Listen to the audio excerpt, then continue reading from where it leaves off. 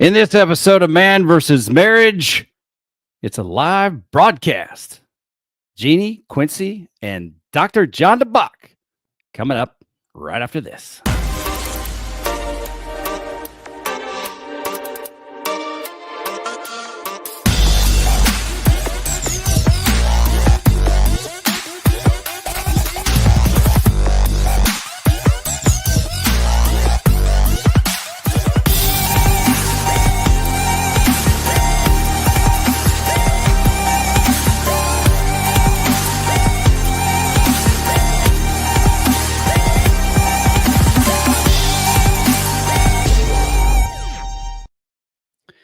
Welcome back to another episode of Man versus Marriage. It is I, your humble servant, the Q Dog, aka the Q Diggity Dog, aka, honey, I'm going to bring you on so you can do it. What? I don't know. I did not know what was next. I was hoping you were cooking something up. So, not anything you want me to say out loud. Well, I mean, I guess since we're live on Facebook, that the E for explicit doesn't mean the same as when it's downloaded. But we're excited to be here with you today. My name is Quincy Moran, and I am the purveyor of Man versus Marriage here in the Moran family studio with my lovely wife, Jeannie Moran. Honey, tell the people who you are and what you do. I'm your wife, your co-host, and I take care of the kids. You do, and so much more. So much more. But we definitely want to welcome you to this program. In just a moment, we're going to bring on Dr. Jon Dabach. We're going to catch up with him. It's going to be a live, open discussion. We'll talk a little bit about his book, which is really good. I'm in the middle of reading it right now. Your Apology Sucks, and I can tell you that he's right. I just love the title. Yeah, it's really good. Very practical book. Really enjoying it. So we'll talk about that. You can find him up there in the corner, MrSpirituality.com. Make sure that you go and check that out. We'll talk more about that.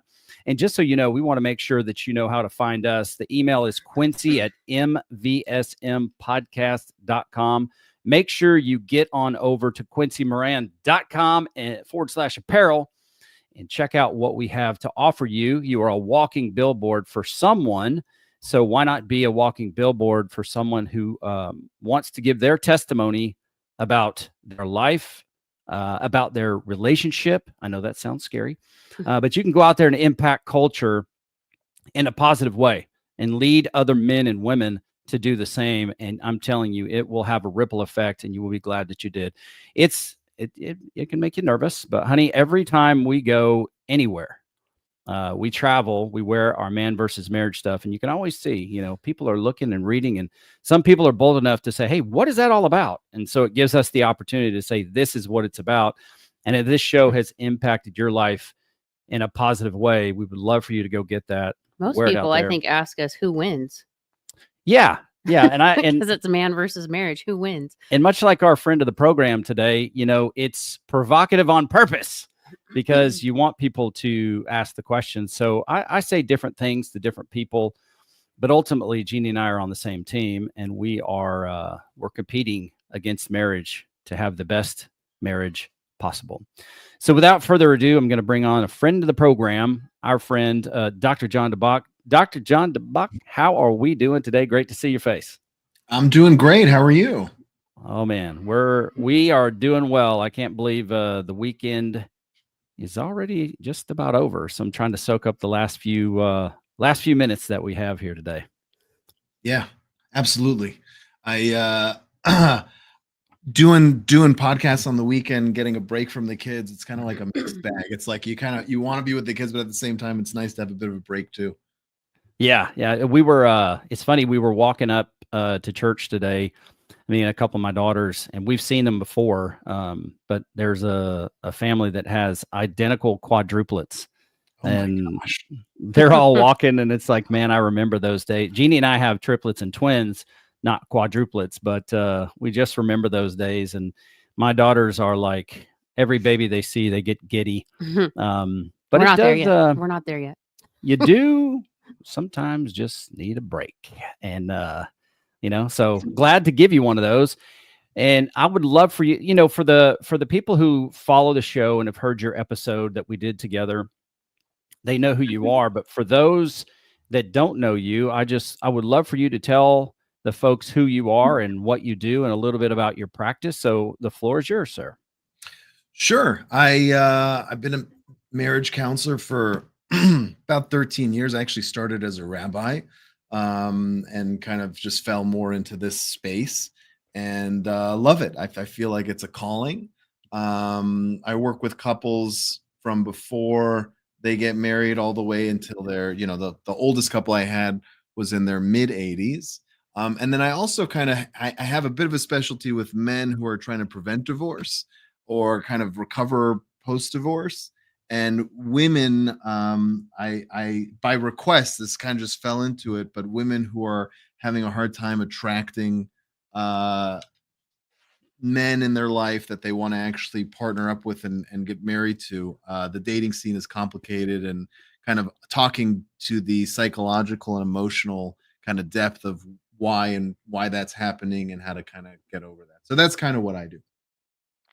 Man, that is really interesting because, Jeannie and I, we've been married, working on year 26 right now, but just some things that you see and you hear, it's like, oh Lord. Number one, thank God we invested in our relationship, have been intentional and have grown it. And number two, thank God we're not out in the dating scene because I don't know what this thing is about. And whenever we had pretty strict rules in our home, we created some family rules around dating and around when you can be alone, with another boy or with a boy. And, so anytime the girls wanted to, it's like, okay, is your life in order? And then have you achieved this particular age? Are you mature enough? And then the first thing that's going to happen is this guy is going to come over to my house. He's going to sit amongst our family and I want to know what he's about.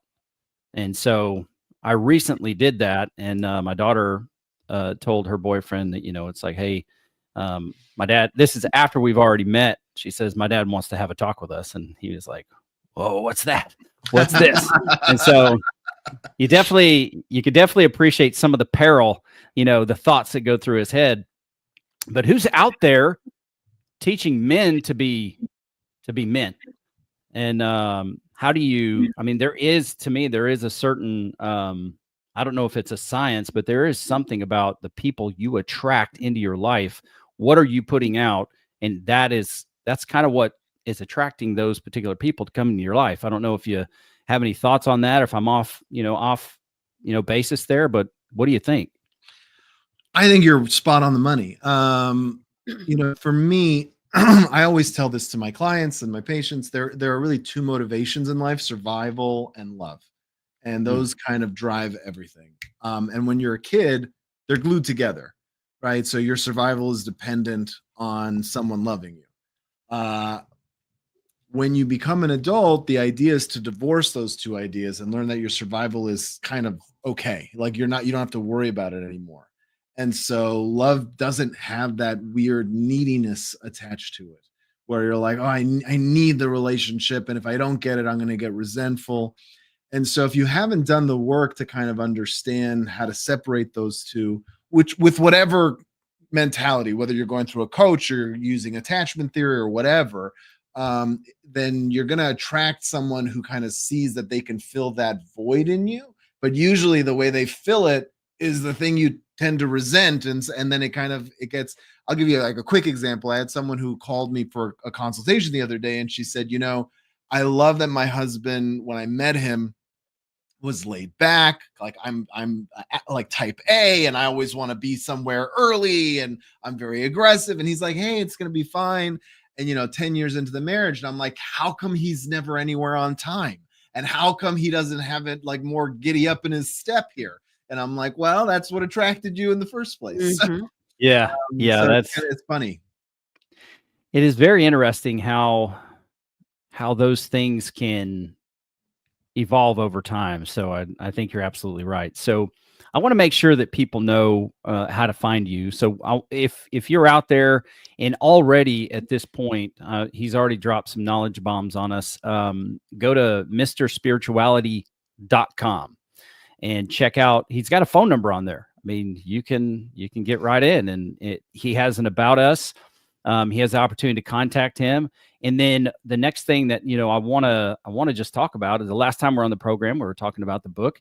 How are things going with the book, and any aha moments from your clientele or readers that you want to share?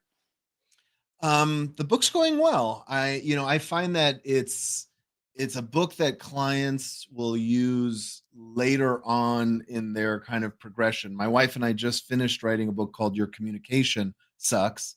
So we're kind of giving it kind of sneak peek to some select people to see how, just kind of in the editing process. We're already outlining Your Sex Life Sucks.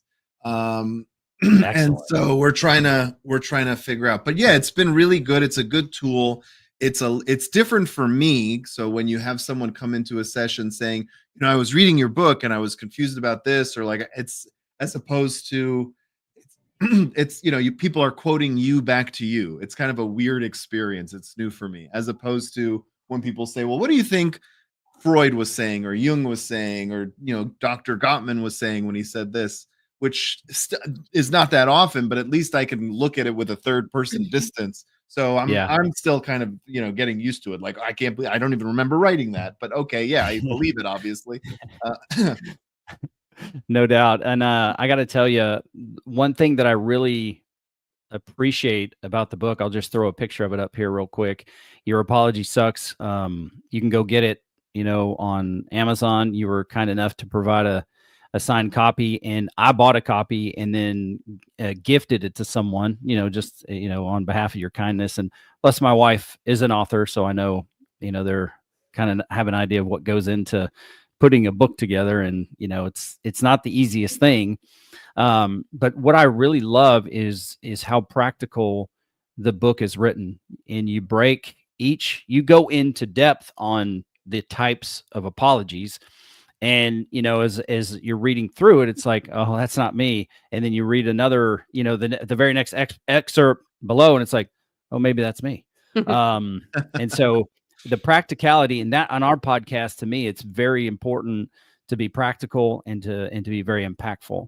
And I really love the way that you provide, the roadmap to what these things look like, but also why it's important not to necessarily apologize to shut somebody up, but the value in really caring about people and feeling, remorse for what you've done, or, really getting to the inside of someone. And then, to go a step further, you put out to the public and say, well, here's how some major corporations have really screwed things up and they could have done it better. So let's break it down. And like, you make it practical, and then you're teaching people the value of an apology when it's sincere, and how they can kind of create their own journey to get there. And the part I left off at last night was approaching your spouse or someone and saying, hey, are you ready for this apology? Not just to get it over with, but are you ready for this apology? Because sincerely, I want to reach out to you because I don't feel great about what I did. I don't feel great that I hurt you. So I don't know if anything there you'd just like to talk about real quick. I really, really appreciate you writing the book, and to know that you have more books coming in the series. You guys need to buy the book and then be prepared for the next ones that are coming out. I have no doubt that you guys will, make it just as practical. Yeah, I mean, I think you're promoting it more than even I would. I'm always more interested in kind of getting to know you guys and how you're such a dynamic and interesting couple to listen to when you come together. How have you found the most useful ways to heal when somebody screws up in your own marriage? And Jeannie, I haven't gotten a chance to really get to know you either. So I mean, I don't really like hearing so much about myself. Tell me more about what you guys have been up to, and how that works in your own marriage, and what you found has worked for you. Yeah, absolutely. Honey, you want me to start, or you want to Go talk? ahead. I'll feed off you. Okay. Yeah. So for us, I think one of the book that's very, very intriguing to me that's coming out is about communication. And so we've learned through, well, to back it up, our story began with Coach Rita. And so for the listeners that don't know, or maybe I'll just refresh it a little bit. At year 10, Jeannie and I, we were at a crossroads because we were in full survival mode. We had at that point six kids with No, I was no. pregnant with Anissa. Okay, so we had 7 kids with our last child on the way.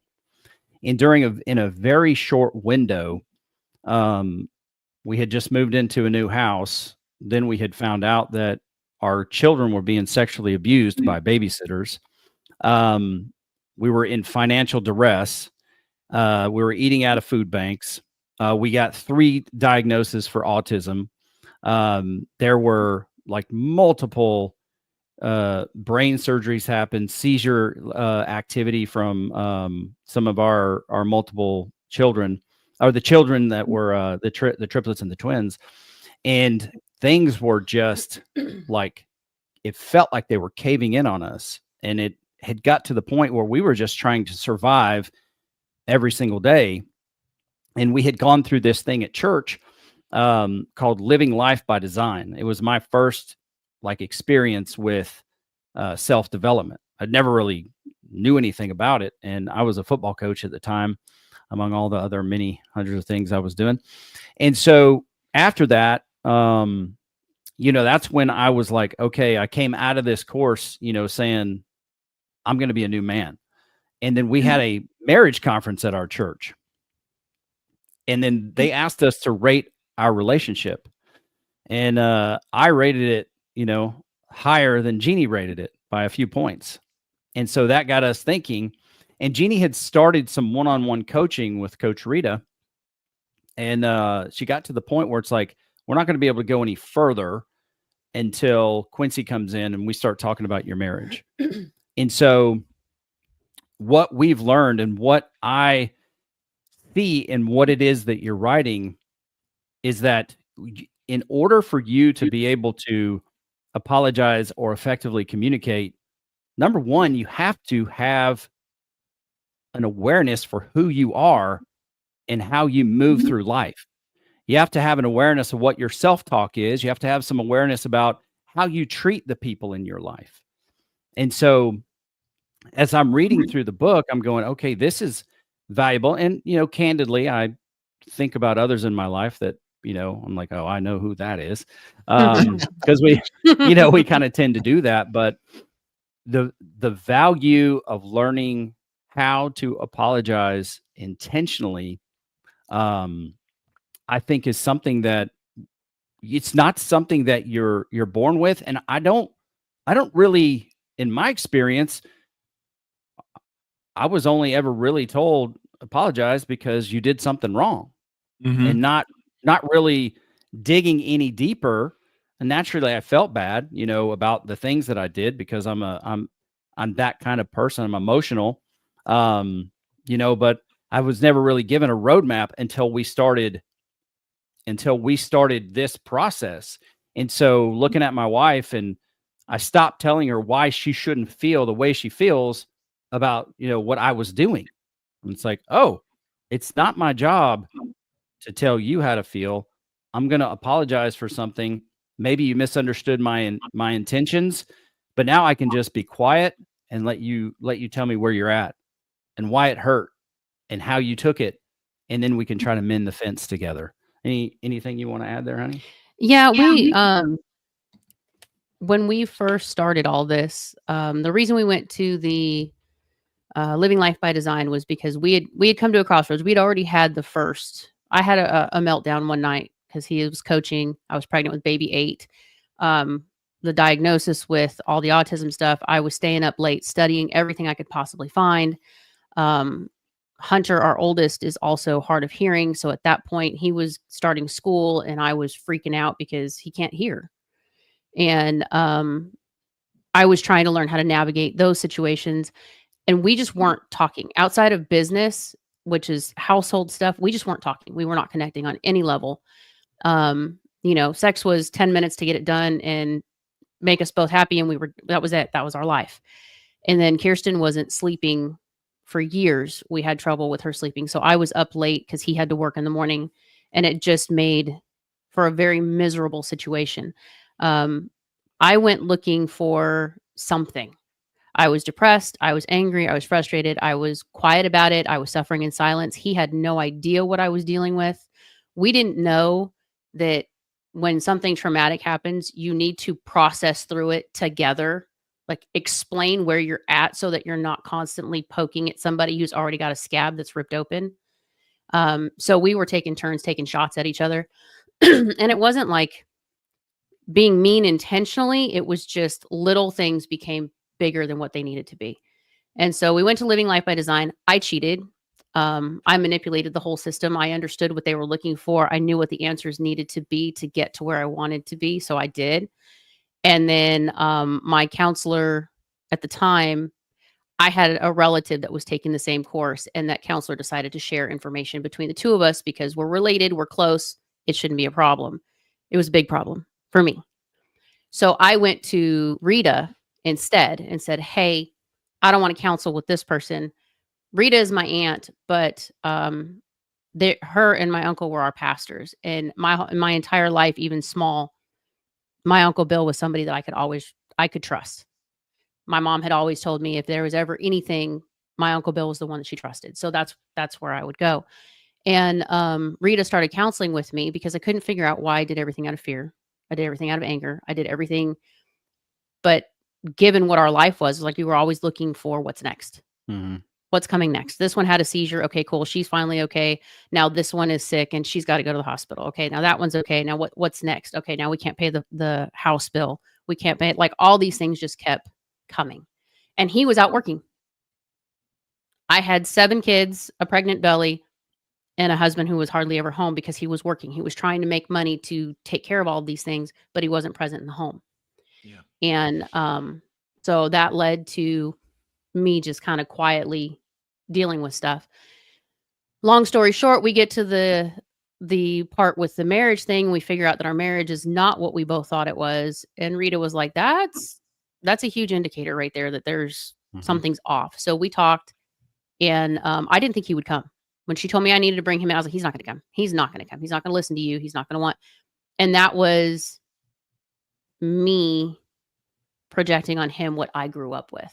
My mom would go to the counselor. My dad would not show up. My dad would go to one meeting, say this is a bunch of crap, and then he'd leave. So that's kind of where my head was. But he showed up, and I mean, he took everything she said, and we locked in. It was like a huge shift for both of us because we didn't just have to apologize. We had to have a hard conversation about things that we had been harboring for 10 years. I mean, he was harboring a resentment against me because when we first got married, the plan was we're going to get married, we're going to move back to Alabama with his family, and we're going to live our life there. We got married, and a week later, I told him straight to his face, I'm not leaving. I'm not moving to Alabama. I can't leave my family. It was a bit of a predicament. It was a small problem.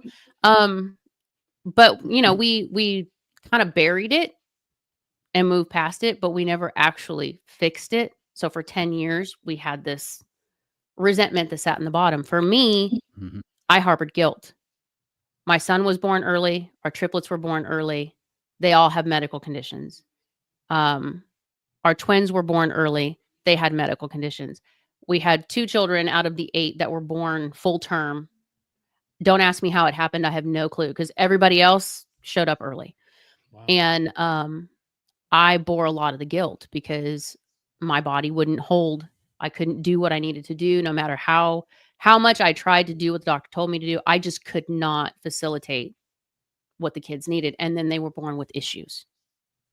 Yeah.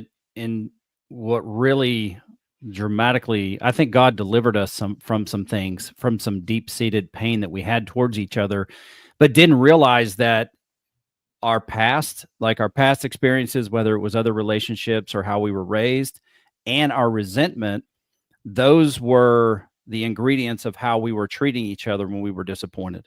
We did not know the value in resolving the disappointment. So it's old hurt, it's resentments, disappointment, and then my past. And it's like, I love you, but I'm treating you this way. And I didn't know that the source were those issues. And so we would weekly, as homework for Coach Rita, would weekly sit down and talk about these things. And, as she kind of taught us how to accept the feelings that your spouse has, but not take it personal in the same respect. Right. To say, okay, you feel that way. And although I may have been the offender of the pain, this is how you feel. So I care more about reconciling than I do about defense. And so we started that long process. And there are many people, because we're out on Facebook and whatnot. There are many people that may still think of us in the condition they knew us in at year 10, and that I was out, doing my best, working and coaching football and doing radio and doing t-shirt companies, all kinds of things, because I felt like I was failing my family and I couldn't provide. So I had a lot of things I wanted to do, hoping that one would hit. So financially we would be secure, when Jeannie's like, forget all that other crap. We want you home. We want you here. We want you present. And you do what you see. That's what my dad did. He was always out trying to hustle. We were poor. My mother, single mom, working hard. And so we started to bridge that gap. And it's like, I didn't know I was resenting you because I couldn't change jobs. I'm blaming you because every time I would talk about trying to do something different, you would bring up insurance, or you would bring up, pay, whatever the case was. And we just looked at each other, and it's like, we're done with that. Yeah. We're done. Let's reconcile this. No, we are home team. How can we reconcile this relationship to make it all that it started out to be? Because there was a picture of what this relationship was in our mind when we got started. And it's almost like neither one of us could do no wrong. Well, love is, it's. How long did it take you when you started working together to really feel like a significant difference? I don't think it was very long. I mean, we still struggled, we still fought, but Rita gave us tools in the beginning. First thing she told us was that we had to create a soft place to land, which means no matter what he says, no matter how I feel about it, even if it hurts, I have to allow him to say what he needs to say. And then I can't deflect, I can't argue, I can't defend myself. I just have to hear it. Yeah. And let him process through it. And he has to do the same. And that was something we didn't know how to do. I mean, I grew up in an Italian household. If you sing somebody, man, we're good at going. Did he have the same problem? Did he always defend? And no, Quincy doesn't fight. Right. So Quincy came up and Quincy would take whatever you had to say and he would just absorb it. And he wouldn't argue. He hated conflict because of what he grew up in and the divorce and whatnot. He hated conflict. So we didn't have that ability to really communicate. And then when he would really get pissed and everything would reach its level, he would blow up. Yeah. And as soon as he said something that was just right, now I have my ammunition to go for the jugular, and we don't talk. That's the end of it. And so she taught us how to, one, have a soft place to land. Two, we had to air out the grievances. Right. And that was probably the hardest thing for us to do in the beginning, but it was a weekly homework assignment where we had to get together and we had to grade each other on how we did this week. Did we talk enough? Did we spend enough time together? Was the intimacy there? Is there anything that I could have done better? Did we have an argument and we still haven't hashed it?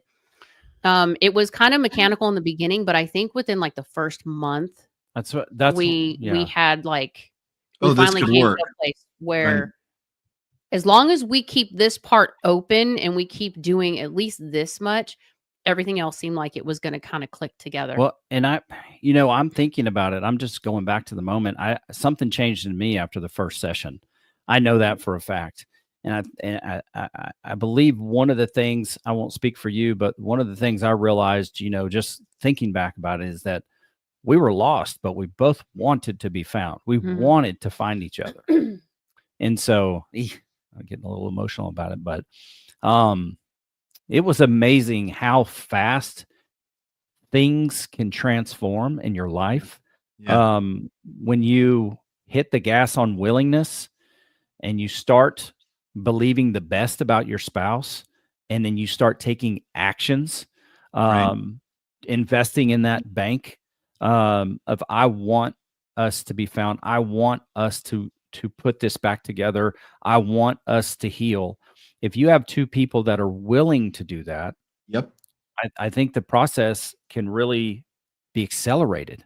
Yeah. Um, and Yeah. I think for us, and we still have our challenges.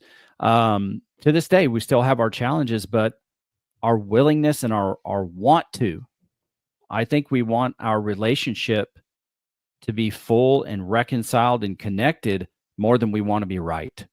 Yeah. And that's a great lesson that Coach Rita taught us. And that's what birthed the podcast. It's like, if we can have all, like, I sat in the same room with the people that molested my children and I didn't murder them.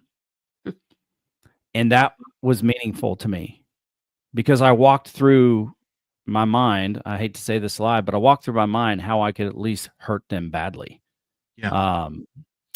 And I stayed in my seat and I didn't do it. And I didn't follow anything up because I was so distraught. I was in so much pain over what, ultimately I feel like I allowed to happen in my home.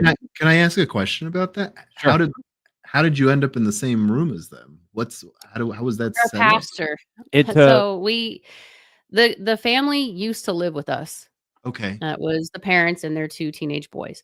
And we all went to the same church. At the Okay. time that this all happened, the two boys were, for lack of a better word, altar boys for the pastor. They were both Okay. learning how to do things and usher with their dad and whatnot. And we went to the pastor about it because they go to our church. They're working in the children's church. They shouldn't be around kids. Right. And so he decided that to kind of keep the fire from spreading, he wanted to have a meeting with us, have a meeting with the family and the two boys, and see where we were with it, because he was ultimately, he's got to kick somebody away from the church. Yeah. You can't have them there. And he didn't want to do that. He wanted to come up with some way for us to reconcile so that he wasn't forced to rip apart the church. And he wanted to put out the fire with leadership and other people in the congregation finding out. He kind of, to me, now you might see it differently. I think he was saving face. I think he was trying to keep people from leaving the church. I think he was trying to keep rumors from starting. And I was pissed as all hell because my kids were taken advantage of in my own home by two people who we had been carrying for a year. Yeah. And the response was, but they're good boys. They went through something and it caused them to do. And my thought process was a big fat F you, Right. because I don't care. Yeah. I do not care what you went through. It does not give you the right to harm my children. Yeah. And our kids were babies. Our son was 4.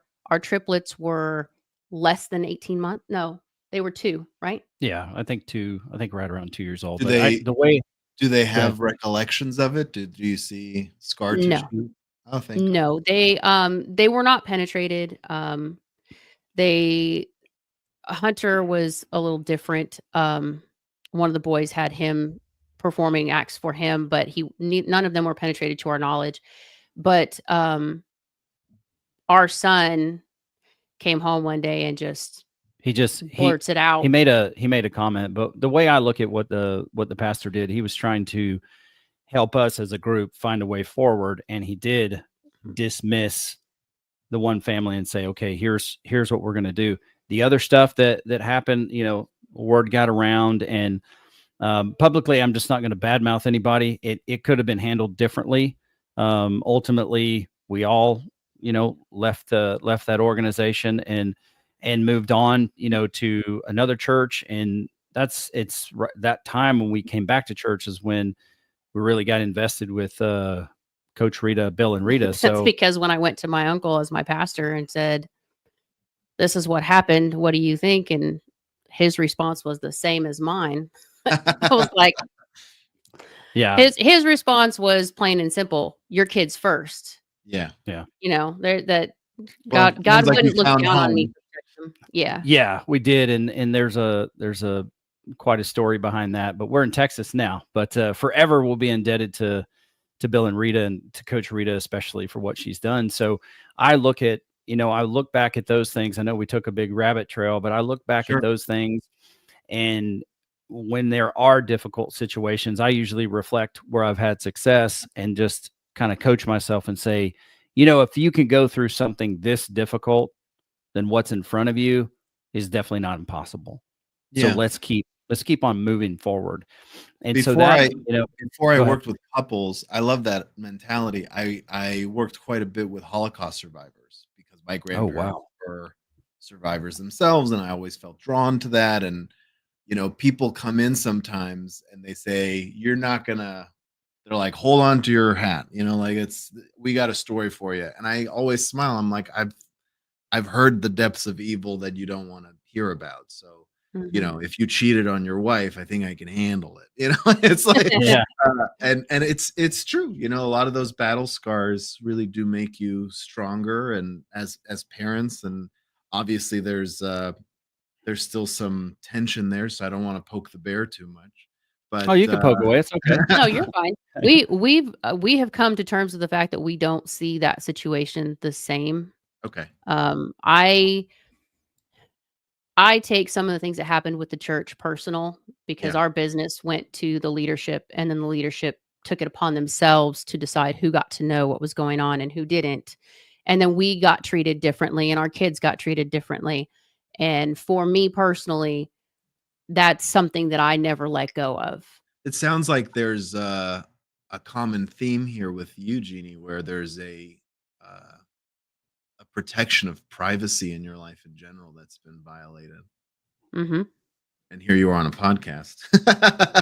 Oh, But trust me. yeah, It's but been but I mean, therapeutic. just also with the living life by design, where it was shared with like a family member and it was a violation. And I hope and I pray that the privacy you want is with you now. But yeah, that seems like my wife's the same way. Like I'm an open book, and she's aggressively private, and so I've had to learn to like censor stories about her to respect her own privacy, just in my even casually amongst friends, or I'm like, oh, she won't want that to share. But that's and by the way, that's a very common issue in couples as well that I've seen, where one person's the kind of person where you sit on a park bench and within 5 minutes you'll know everything about them if you're a stranger even, and the other one is like, yeah, yeah, you could tell Quincy's that way. And the other one is just like, why do you need to know my address? Exactly. Well, I think it wouldn't it in small gatherings, even with the podcast, because we can control what the podcast is, Yeah. I don't feel as violated by it, or I don't feel like everybody's invading our privacy. But in the situations that we're talking about, these were people that I'm meant to be confiding in personally, privately. Yeah. A coach for me is somebody who's not supposed to discuss with anybody else Right. Right. unless I invite my husband in, and he would be the only one I would invite in because he knows me better than anybody else. So if I'm telling you something and there's more to it, or he thinks that I'm not doing it right, he'll call me on my BS in a heartbeat, and he has the right to do so. Right. I've given him that. And the pastorate was the same thing. If we're doing this, and this is about my kids, it's not so much about me, it was about my children.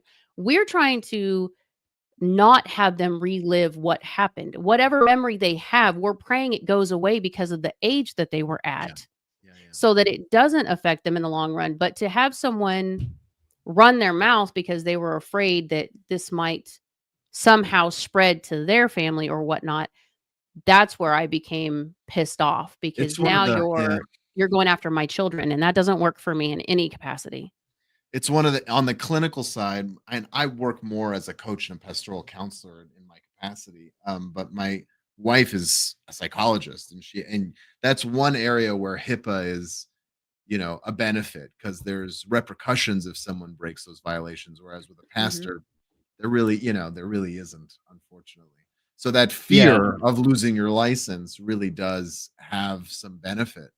And by the way, there's magazines where they publish people, in psychological magazines, where people lose their license all the time, or they get, Wow.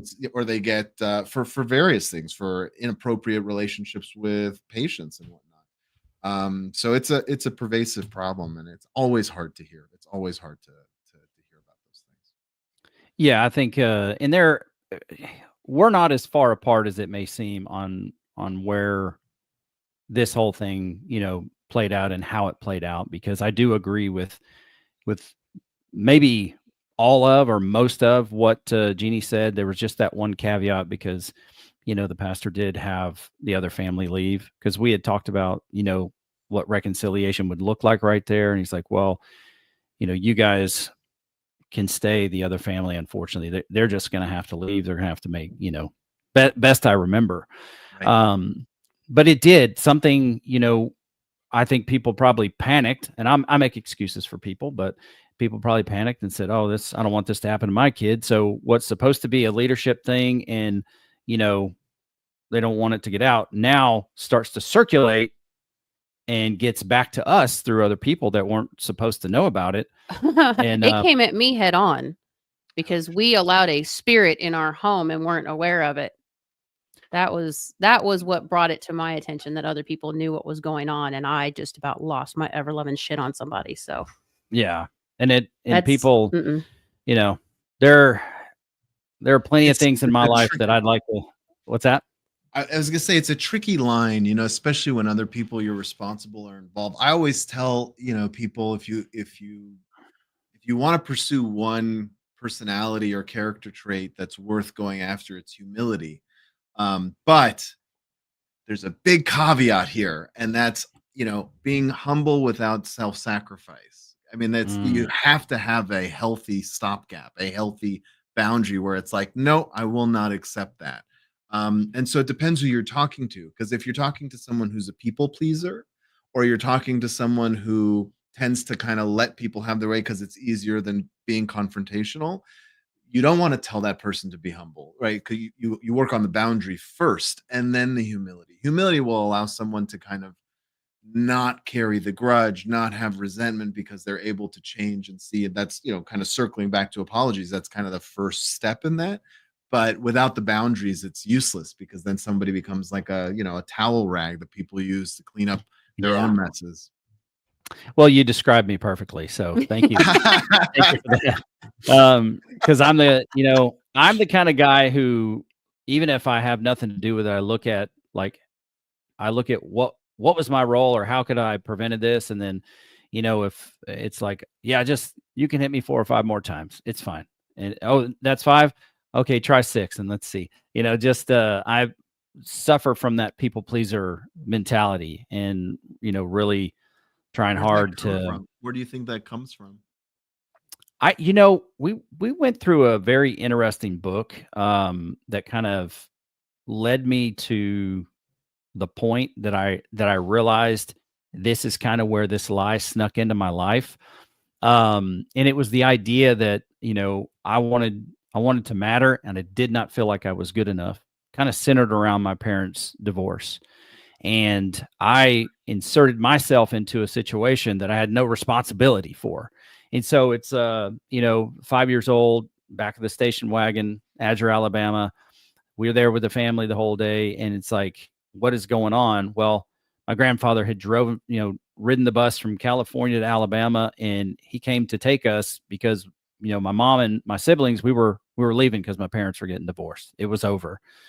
And so at the very last moment, my dad pulls up, has 3 bags of candy to give to us kids. My mom's crying, my sister's crying, my brother's crying. He's really young. He's probably crying because they're crying. He doesn't realize what's going on. And I'm like, wait, why is dad not getting in the car? What's Right. what's the deal here? And so looking back on that, it's like, wow, I put myself in a place of responsibility to say, why am I not good enough for you to fight for your marriage? Why am I not good enough for you to stick around? And so I began, like, overemphasizing, the pleasing of people, so they would stay around and they would feel like I matter in their life and they wouldn't leave. That's my best estimation of where that happened. It sounds like it's not just, why am I not good enough? It's, I could have been better. Mm.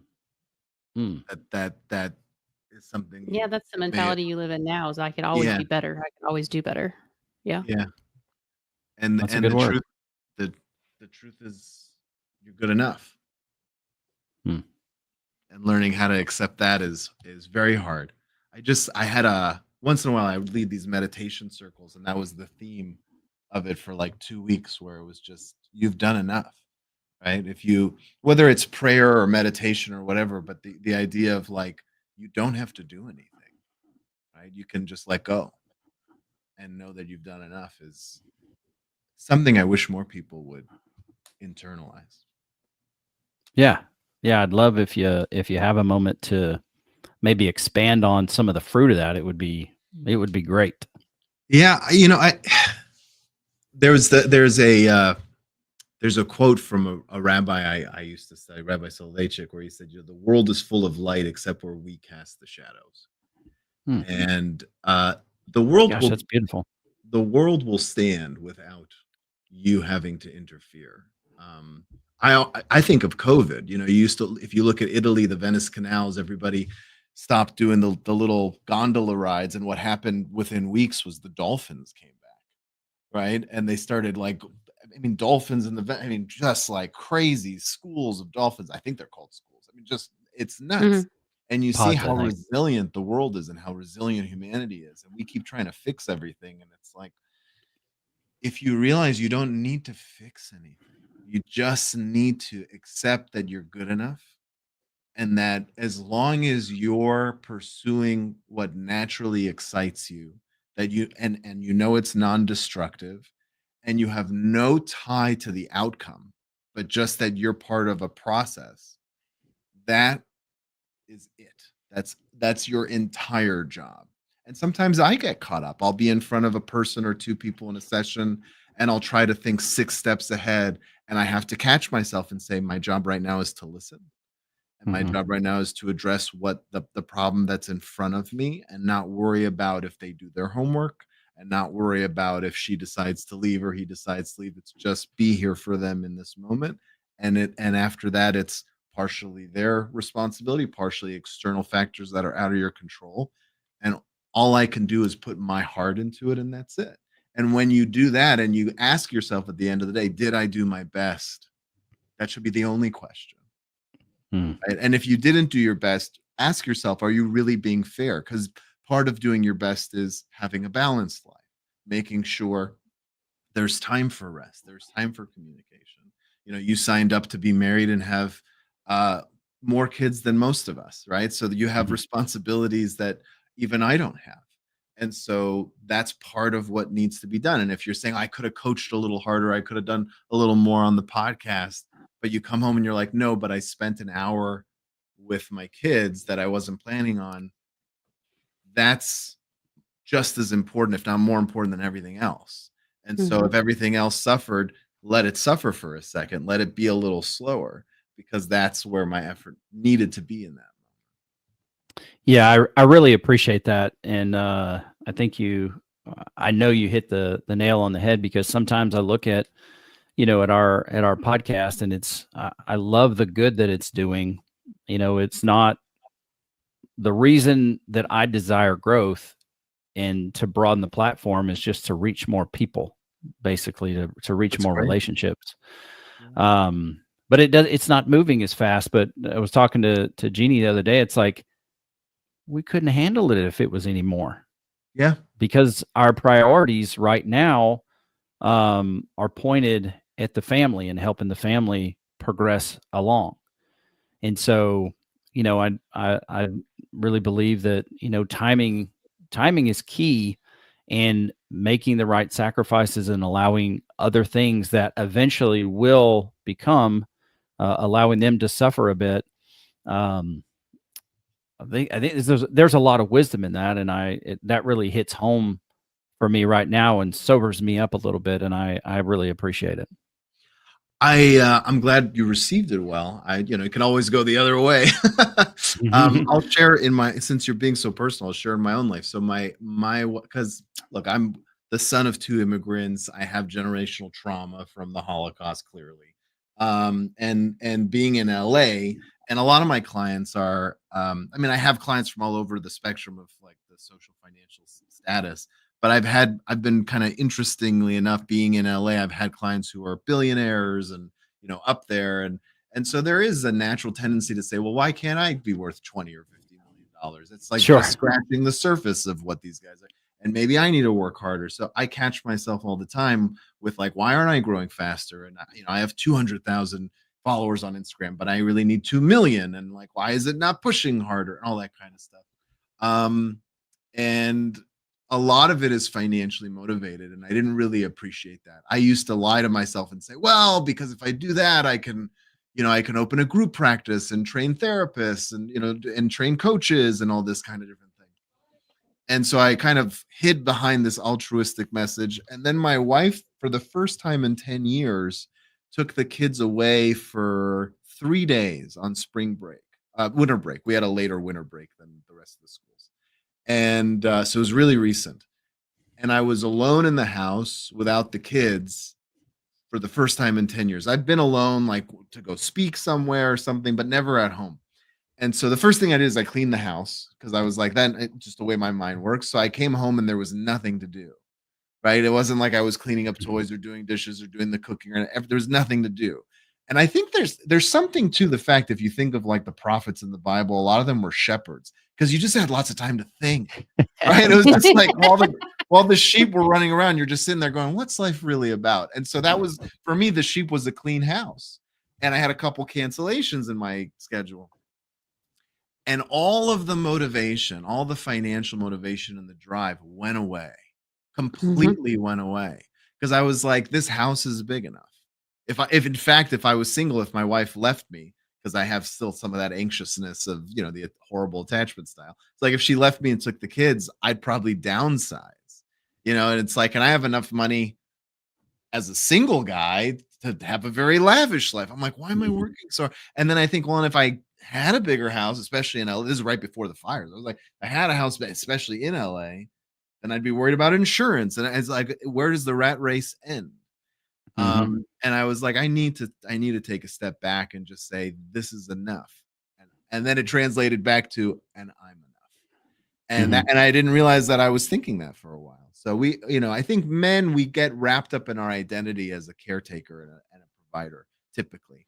And it's often tied to career and finances. And, if I do a lot of night sessions because I don't like turning people away, and I'm doing it because my kids have expensive school and we do live in an expensive part of the country. But I can't tell you how many times it breaks my heart when my kids say, you always work. You're always working. And we make a point to spend weekends with them, and we take them places, and we give our kids a lot of time, especially compared to other parents. But it's, they hold resentment that I'm not there for them more. And it's like, it's that walking that balancing act. Most definitely. Were you about to comment, honey? Yeah, there's a flip side to that. Your wife works, correct? Yeah. So you both work. I don't work outside the home. So for us, it's always been, my kids were when they were smaller, up until we hit the 10-year mark and we went to see Rita. Quincy made a huge change in what he was doing and how he spent his time, and started making an effort to be part of the house. Yeah. But up to that point, and even sometimes now, I don't work. So my contribution to the family is the house, the kids. And when you have as many as we do, as small as they were, the house rarely ever got done. Yeah. I mean, I could do 5 loads of laundry, but there's still going to be 3 loads sitting in the laundry room by the time I go to bed. Yeah. And so I would always feel like I wasn't doing enough to keep up my end of things. And then when finances would be a struggle, even now when finances are a struggle, it's like, I don't have a job. When we were in California, before we moved out to Texas, I was making income from the state because I was taking care of 2 of our kids who are autistic. If in California, if they were, they have that program, institutionally deemed, if I didn't take care of them, they would be going somewhere, and the state would still be paying to take care of them. They just paid me they small subsidize amount. Essentially, right? Yeah. But that money is what took care of the kids, right, because they have more needs than normal. Right. And when we decided to move here, we let go of that income. And it made a drastic change in everything for us because we didn't realize how much I didn't realize how much we were reliant on Yeah. that income. And so it's the flip side of it has always been since we got here, it's like I can't contribute financially to help take the burden off of him. So he's working his ass off to make what we need to get by. And it's still I struggle with it all the time. It's funny that you say you're enough because last year that was what hit me was I have to come to terms with I'm enough for whatever situation I'm in. Yeah. If I'm put in a position to do something, I have to believe that what I carry inside of me is enough for that situation. Have I done enough? Have I asked enough questions? Have I put myself out there? Have I done everything that I can feasibly do to the best of my ability? If the answer is no, then that's on me. And that's the change that I have to make. But if the answer is yes, then I have to be willing to let go of whatever that is that's making me feel guilty and understand this is my limit. This is all I can do. But it's still the same. It's just a different side of things. Like I can't contribute the way that he can in areas, and it's very frustrating at times. At the Yeah. same time, I bet he wouldn't want to trade places with you. Well, here's my thought, and I have offered to trade places, probably Okay, out of so maybe I put my foot in my mouth there. Oh no, he does it as a smart ass comment because he knows I Well, would never go back to work. Yeah, well, that's fair. I too. haven't worked in 23 years for somebody else. But you worked very hard, just not just for Thank your you. family. Yeah. Well, and here's the thing that I look at. This is just my own perception, and what I stand on is without her here taking care of our family, I couldn't go out and do what I do. So we make this money together. I'm the one out, I'm on the front line, doing the actual, transactional relationship building and whatever I'm doing for our organization. But I can't do that without her supporting our home in my absence. Right. So I just take the mentality of this is our money. I get pretty crotchety when it comes to how we steward our money at times because that can be better. But I don't take the approach that I go out and I make this money and so the money's mine.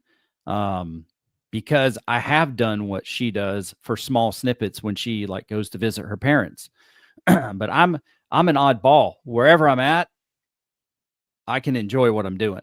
So when I'm sure the kids are happy to have mom home when she comes back because I do it military style when I'm there. It's like, okay, kids, here is the plan for the day. This is what we're going to do. We still have fun, Right. but this is the way things are going to happen. So let's get up and let's get after it. I've been there. I remember watching The Sound of Music and remembering that he made the kids call him Captain instead of Dad. And I made my kids call me Captain they lasted 4 days, but but I was like, that's I definitely am a lot more strict than my wife when like in terms of order, not in terms of like, punishment and things. But my wife is always like, you're going a little too much. And when I like if I'm doing it and then she realizes, wait a second, everybody's homework is done on time. Like, oh, there's benefit to so yeah, it's kind of this funny balancing act. I was gonna say, Jeannie, it seems like we found another theme for you. The privacy was one, the sense of guilt. You talked about feeling guilty not being able to hold the children in long enough, and now you feel guilty not contributing work. Not to circle back to apologies, but one thing I've noticed, and this isn't in the book,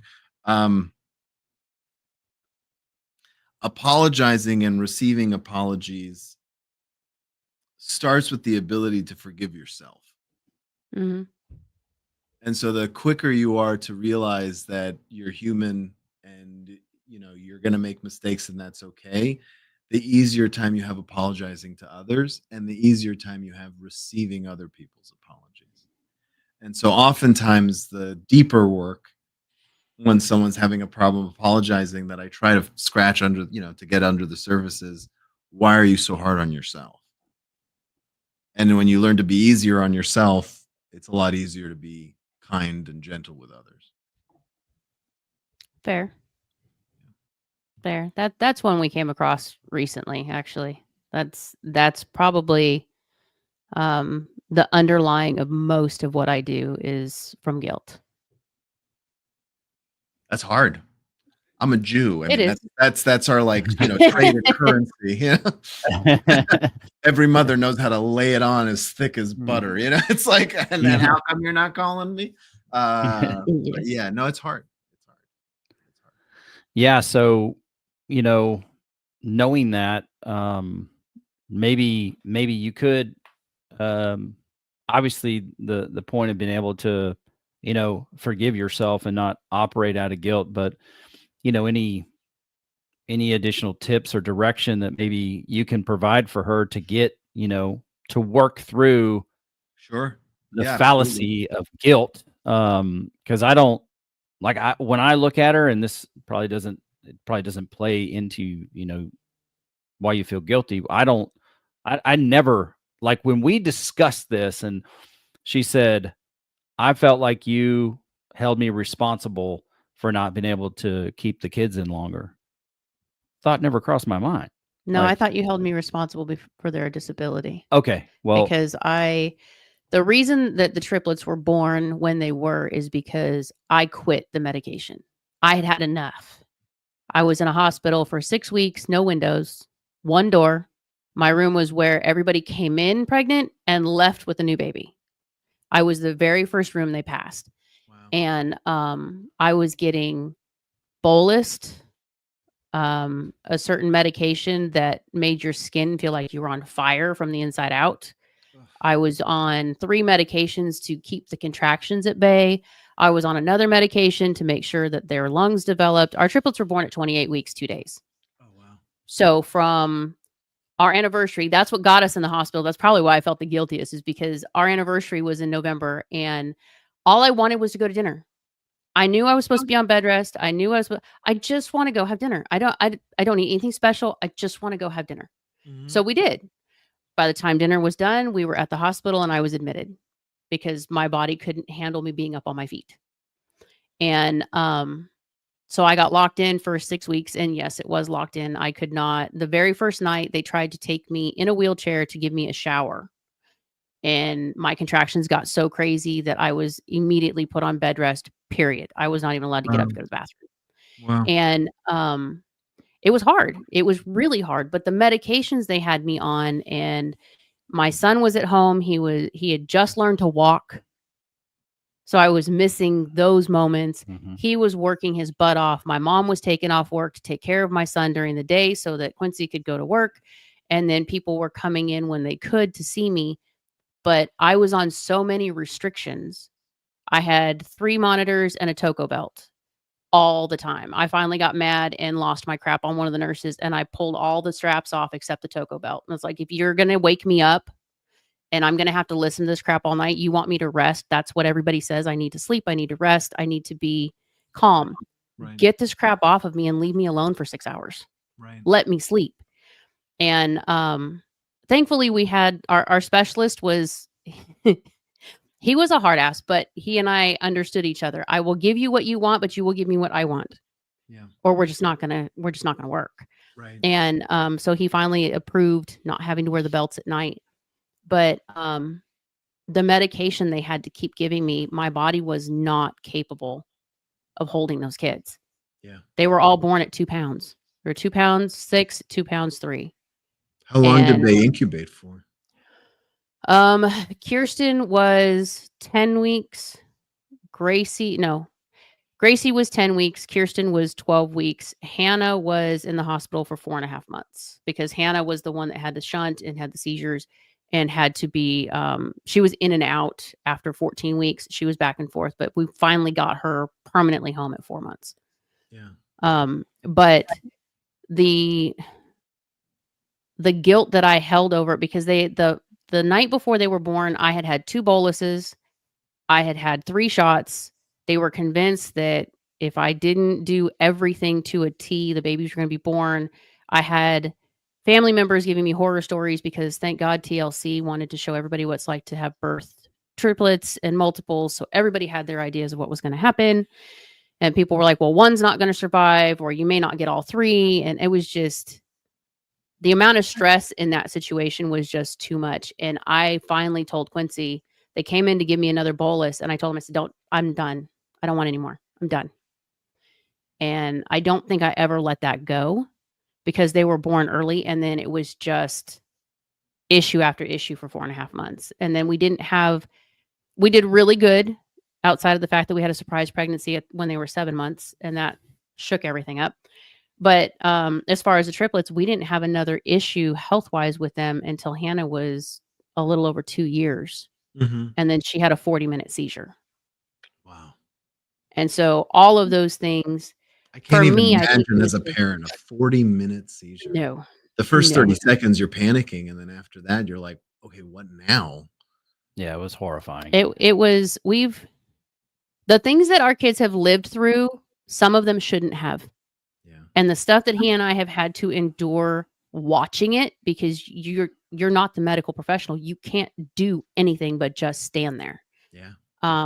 It's a helpless that was feeling. the stuff. Mhm. That was the stuff that Rita had to really dig to get to the bottom of, because we didn't talk about it. Once we were done with it and we were out of it, we don't touch those things anymore.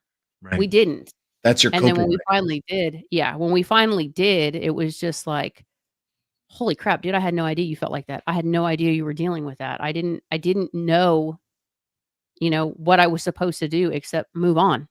Well, life will provide you enough distraction not to deal with your issues. Have 8 kids. It'll give you plenty of distractions. Yeah. Yeah. And so before you know it, you're treating yourself like garbage, and then you're treating other people around you very poorly. And you may not even recognize it, but there's something to be said about hurt and pain and, even trauma that goes on. And if it goes unresolved, man, it really, I don't have to tell you this, you're a professional. But it really creates a lot of internal chaos. And it can damage the person, it damages you, and it damages your relationships. Yeah. And it's like it happens and you don't even realize it until you start to gain some awareness and you step back and you go, whoa, I'm sorry. I had no idea this is how I was powering through life. Right. And then, Coach Rita taught us, it's like, you need to sit with the children. They just saw their sister pulled out on a stretcher, lifeless. And I mean, they're old enough to see it and go, what is this? Mm-hmm. So like, oh crap, we were so busy just powering through life that we didn't realize there was another side to this. But ultimately, I look at the things that we've walked through on this journey and where our relationship is now. And there's only a couple things that I would change, because it's the pain that we have walked through, that we've overcome, it's providing purpose for what we're doing now.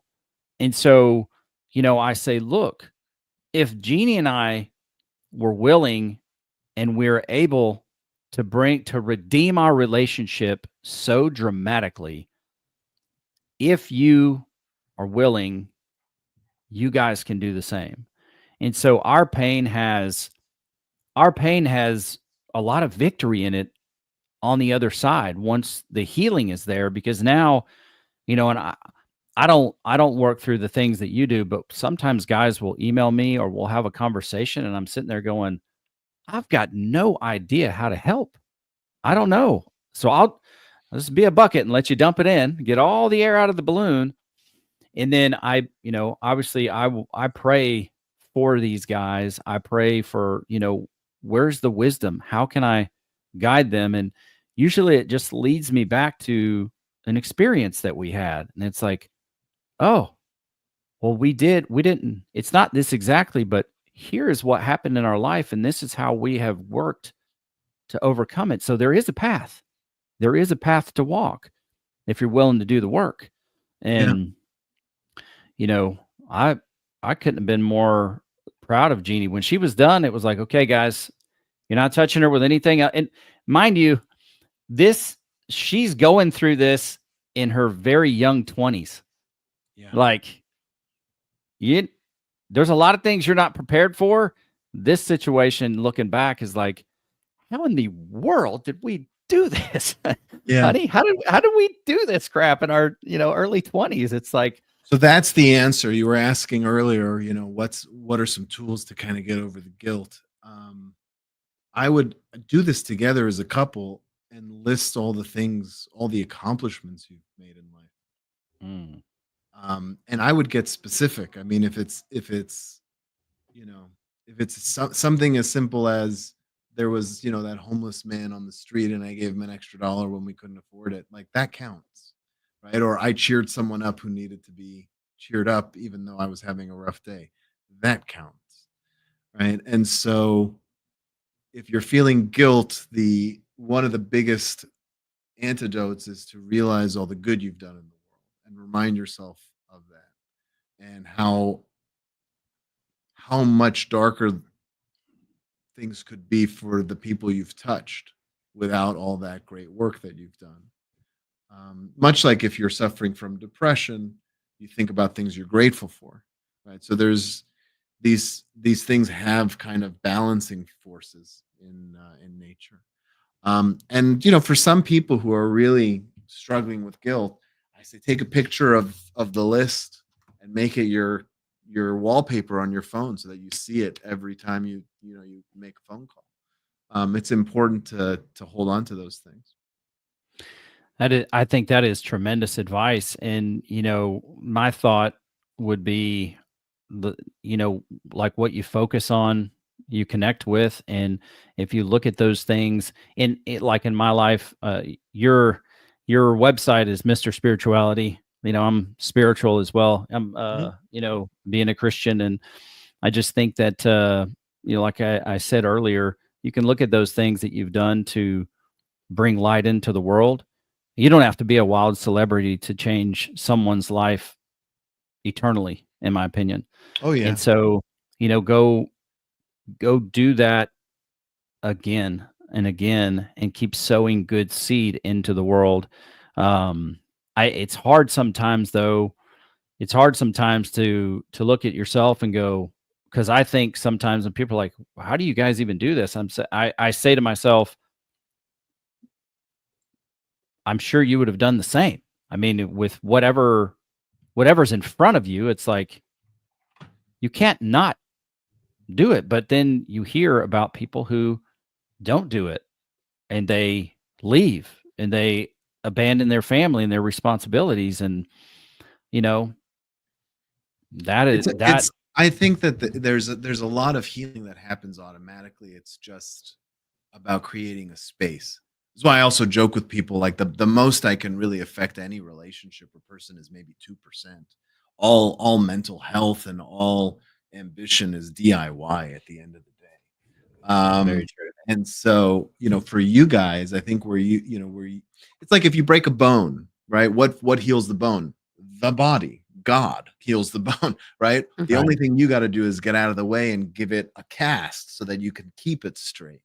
And so for the equivalent of the cast for you guys is the soft landing, right? You had a place to come and talk.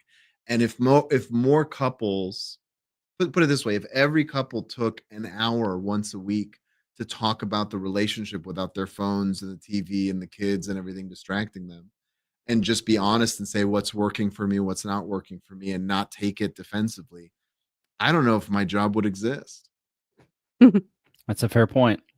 That's a fair point. And I always tell people I don't care. I'll become a plumber. Like if I'm talking myself out of a job, it's fine. But but that's create the space, create the cast, let it heal itself. But you got to give it patience. You got to give it an area where it can actually do its work. I totally agree with that. And I appreciate you sharing that. And I really think in that space is giving your spouse the freedom to fail and say, hey, I understand. It's a principle that Jeannie and I use that we developed called, say it ugly. and it's like your free opportunity for a mulligan. Yeah. Here's where it's at. And it's like, what did you get from that? And it's like, here's what okay, no, that wasn't it. Let's try this again, and really having the best intentions for the person that's in front of you, especially your spouse. If you're willing to, we can't kind of keep coming back to that. So I had a couple that did it on Sundays, and the wife had a really hard time being critical of her husband because she had a slightly narcissistic mother. And so if she gave her mother any criticism, she would get like punished or manipulated or something like that. So it was scary to show it. And they called it the Sunday Scaries.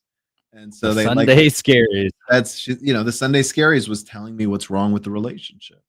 And the problem was she wasn't verbalizing it, so she would do things behind his back that she like just to fix things, but she was doing them wrong, and they were causing more problems in the relationship. And he's like, I can handle the criticism, but like you got to stop doing things without my knowledge, because they owned a business together, and it was like this whole thing. And so they called it the Sunday Scaries, and it was like a ritual for them that eventually they weren't so scary anymore. But you're right. It's the same idea of like it's okay to fail. Like that's, if you can't fail in front of your partner, who the heck can you fail in front of? That's right. That's right. Yeah, that's good. I think we're going to land the plane here because we have another commitment coming up here pretty quick. Man, I would love to have you on this call coming up. But I actually had prepared, just some snippets from some of the couples that we're working with now that I wanted to share with you. And so maybe that's something we can do on the next episode. Yeah. Sure. I love talking to you. Happy to come as often as you'd like. Thank you. And you would have been on more often to date, but the old Q dog is not great at, managing his schedule with work and life and podcasts. So, and he has a recovery coming up, so he's got to take a little bit of time off. Yeah. Okay. Yeah. Gonna have, thank you. Gonna have my knee replaced. So I'm looking forward to being healed through that. So it'd be nice to be walking again without a gangster limp. It'll be nice. So it's nice to have some friends in Texas. Call me anytime, reach out. I'd love to be a part of your world in whatever capacity you guys see fit. Yeah, and I'll tell you just candidly and on the program, I was talking to Jeannie about the people that I feel can impact our group deeply and in a positive way. And so you are one of the avenues that we look forward to, beginning to funnel people, your direction for whatever your capacity is, for the people we feel like, could really get some help from you. We have another guy that him and his wife, their program is centered around sex. It's called Get Your Marriage On. And so looking at the resources that we have available, they don't have to stay with me. Jeannie and I are a journey-driven show, just to show you that it is possible to get on the road. And then if we can give them direction to somebody who's an expert and can take them to that next level, that's what we want to do. And I just want to let you know that I really, really appreciate what you do and look forward to doing more of these shows with you. And if you catch a topic or have an aha or ever, want to come and share something on the program, don't hesitate to reach out to me, because we'll always make time for you. Thanks so much. It's really nice to get to know you too, Jeannie. Thanks. You too. Yeah, it's great. Well, we're going to wind this episode of Man versus Marriage down. Got kind of deep on there. Any final thoughts, honey, as I go to bring up Dr. John's contact information? No, I think we got deep enough on that one. I think I can leave it there. Okay. Well, make sure you go and check out his website. The dude does stuff so pro. It is so clean. And look, you might think that I'm trying to blow smoke into his ego, but just go look at MrSpirituality.com. Everything is done so well, and he gives you, so many opportunities or avenues to get in contact with him. This is what you'll be looking for. Sorry, it's a bit blurry, but I wanted to show you MrSpirituality.com. And of course, his email right here, you can get in contact with him, contact@MrSpirituality.com. There's a phone number on there. He has a blog. He has a podcast. He has a great book I'm working through right now called Your Apology Sucks. And I'm going to tell you, there's a 99.5% chance, there's a 100% chance that this book is right, that your apology sucks. And why wouldn't you want to learn how to do that better? Because it can speed up the reconciliation in your relationship. So make sure you check those things out. All right. That is it for now. Honey, I'm going to give you the next 45 minutes to talk through whatever's on your mind. How does that sound? No. Thank you. Okay. I keep trying to get you to voice yourself more on the program, but 45 minutes? yeah. No, I'm good. You have the ability to talk for 45 minutes. We talk. We talk. I'm just having a good time. All right. Make sure that you go on over and check out QuincyMoran.com. That's where you will see the things that we're doing to positively impact your family and culture, and how we can help you do the same where you are. QuincyMoran.com. And then go check out QuincyMoran.com/apparel. You get to take a look at, actually, I forgot, I have this thing right here. Yes, this snippet that shows you what the store looks like. Go check it out. Jeannie and I will travel in the airport, and people, one of the last times we did, they just look at you. Actually, there was a guy pretty high up in one of the social media companies that was like, "Hey, I know your podcast." And I was like, I got all weird about it. But it was cool. And so when you're out there, whatever you're wearing is speaking a message, and people are still looking at t-shirts. When I go to the gym, I was like, look, Alabama football has enough people out there. I still wear my Alabama gear, but I'm going to go out and start promoting this podcast because I love making a difference in people's lives. And so when I go to the gym, people, the first day I wore this shirt to the gym, a guy came up and said, "Hey, what's that podcast about?" So do that. And then be courageous enough to invest some testimony in other men, so that maybe they'll go and do the same and get on the path to changing their life and, making their marriage better. So with that, sorry about that. With that, that's all I really have. She is Jeannie Moran. This guy is Quincy Moran, AKA the Q Dog. And this is Man versus Marriage, the podcast.